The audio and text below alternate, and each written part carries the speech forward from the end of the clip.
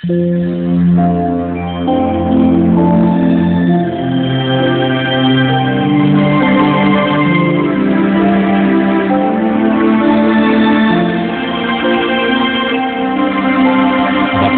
ang humabasa at ang nangakikinig ng mga salita ng hula at tumutupad ng mga bagay na nasusulat doon, sapagkat ang panahoy malapit na.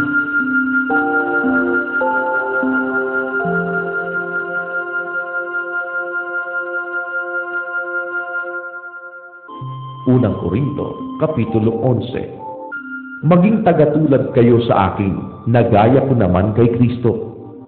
Kayo'y aking pinupuri nga, na sa lahat ng mga bagay ay naaalaala ninyo ako, at iniingatan ninyong matibay ang mga turo na gaya ng ibinigay ko sa inyo.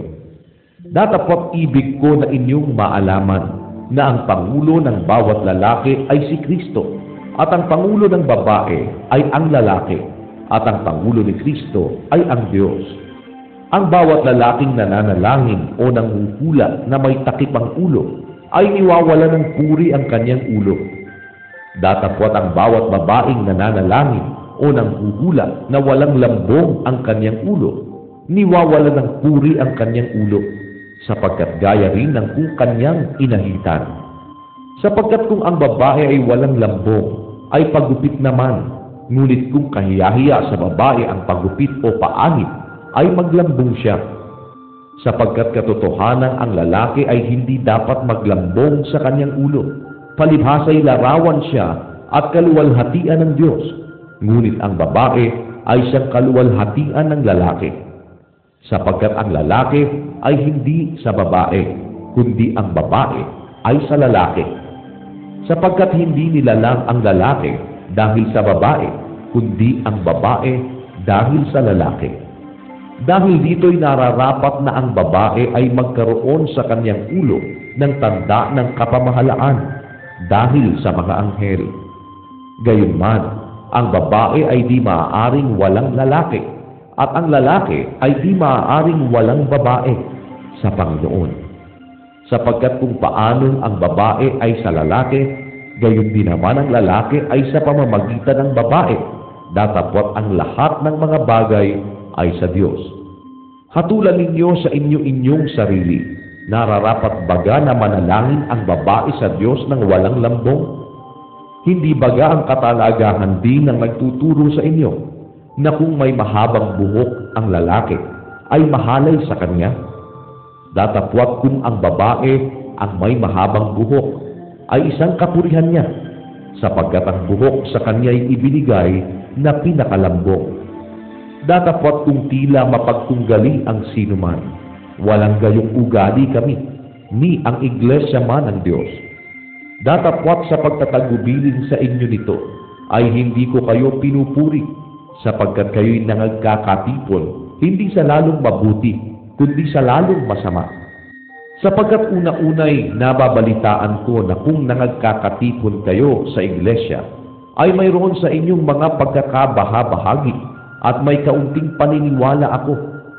Sapagkat tunay na sa inyo'y mayroong mga hidwang pananampalataya, upang yaong mga napatunayan na ay mangahayag sa inyo. Kung kayo nga ay nangagkakatipon, ay hindi kayo maaaring magsikain ng hapunan ng Panginoon. Sapagkat sa inyong pagkain, ang bawat isa'y kumukuha ng kani-kanyang sariling hapunan na nagpapauna sa iba, at ang isa'y gutom, at ang iba'y lasing. Ano, wala baga kayong mga bahay na inyong makakainan at maiinuman? O niwawalang halaga ninyo ang iglesia ng Diyos at hinihiya ninyo ang mga wala ng anuman? Ano ang aking sasabihin sa inyo? Kayo bagay aking pupurihin? Sa bagay na ito ay hindi ko kayo pinupuri. Sapagkat tinanggap ko sa Panginoon ang ibinibigay ko naman sa inyo, na ang Panginoong Jesus ng gabing siya'y ipagkanulo ay dumampot ng tinapay, at nang siya'y makapagpasalamat ay kanyang pinagputol-putol at sinabi, "Ito'y aking katawan na pinagputol-putol dahil sa inyo. Gawin ninyo ito sa pag-alaala sa akin." At gayon din naman hinawakan ng saro pagkatapos na makahapon na sinasabi, "Ang sarong ito'y siyang bagong tipan sa aking dugo. Gawin ninyo ito sa tuwing kayo'y magsisiinom sa pag-alaala sa akin. Sapagkat sa tuwing kanin ninyo ang tinapay na ito at inuman ninyo ang saro, ay inihahayag ninyo ang pagkamatay ng Panginoon hanggang sa dumating siya. Kaya't ang sino mang kumain ng tinapay o uminom sa saro ng Panginoon na di nararapat ay magkakasala sa katawan at dugo ng Panginoon. Datapwat siya sa atin ng tao ang kanyang sarili at saka kumain ng tinapay at uminom sa saro.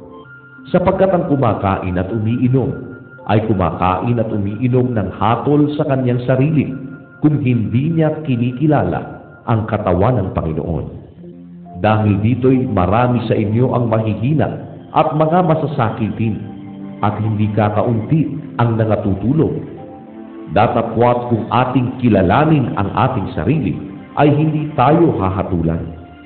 Datapwat kung tayo'y hinahatulan ay pinarurusahan tayo ng Panginoon upang huwag tayong mahatulang kasama ng sanlibutan.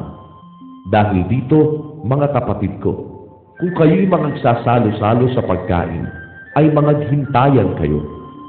Kung ang sino man ay magutom, kumain siya sa bahay, upang ang inyong pagsasalo-salo ay huwag maging sa paghatol, at ang iba ay aking aayusing pagpariyan ko.